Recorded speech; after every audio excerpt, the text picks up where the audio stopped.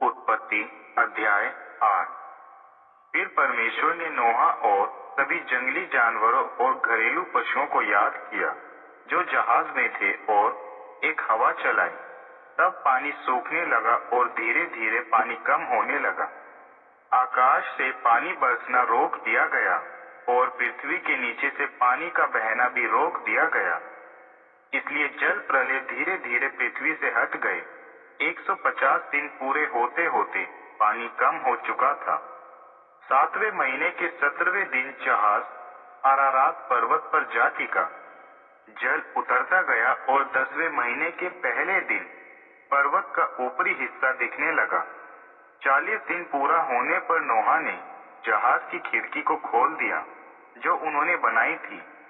उन्होंने एक कौवे को बाहर छोड़ दिया जो पृथ्वी पर इधर उधर उड़ते और जहाज में आते जाते रहा। फिर नोहा ने एक कबूतर को यह देखने के लिए छोड़ा कि पृथ्वी से पानी कम हुआ या नहीं, लेकिन कबूतर को कहीं भी बैठने की जगह नहीं मिली क्योंकि पानी अभी भी जमीन को ढका था। इसलिए वह जहाज में वापस आ गया। नोहा ने अपना हाथ बढ़ाकर कबूतर को वापस जहाज के अंदर ले लिया। 7 दिन बाद नोहा ने फिर कबूतर को छोड़ दिया। कबूतर अपनी चोंच में जैतून का एक कोमल पत्ता लेकर जहाज में लौट आया। यह देखकर नोहा समझ गए कि पृथ्वी पर से पानी कम हो गया है। नोहा ने 7 दिन बाद फिर से कबूतर को बाहर छोड़ा, लेकिन इस बार कबूतर वापस नहीं आया।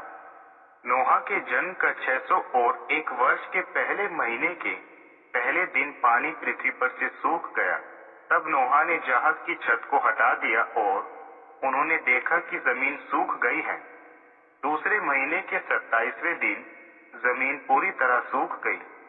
तब परमेश्वर ने नोहा से कहा, जहाज से तुम सब बाहर आ जाओ, तू और तेरी पत्नी और तेरे बेटे और उनकी पत्नियां और सभी पशु, सभी पक्षी व जानवर, पृथ्वी पर रेंगने वाले सभी को भी बाहर लाकर छोड़ दो, ताकि ये जानवर अनेक जानवर उत्पन्न करेंगे और फलवंत होकर पृथ्वी को फिर भर देंगे। नोहा, उनके पुत्र, नोहा की पत्नी तथा उनकी बहुएं सब बाहर आ गई। सभी पशु, रेंगने वाले जंतु, सभी पक्षी, सभी प्राणी जो पृथ्वी पर रेंगते हैं, जहाज से बाहर आ गए। फिर नोहा ने यहोवा के लिए एक वेदी बनाई और हर एक शुद्ध पशु तथा हर एक शुद्ध पक्षी में से वेदी पर होम बलि चढ़ाई।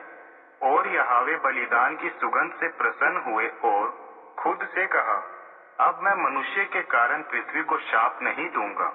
यद्यपि मानव छोटी उम्र से ही बुरी बातें सोचता है, इसलिए जैसा मैंने अभी किया है, इस तरह मैं अब कभी भी सारे प्राणियों को नाश नहीं करूंगा। जब तक पृथ्वी है, फसल उगना तथा काटना, ठंड एवं गर्मी, धूप काल और शीतकाल, दिन और रात अखंड होते रहेंगे।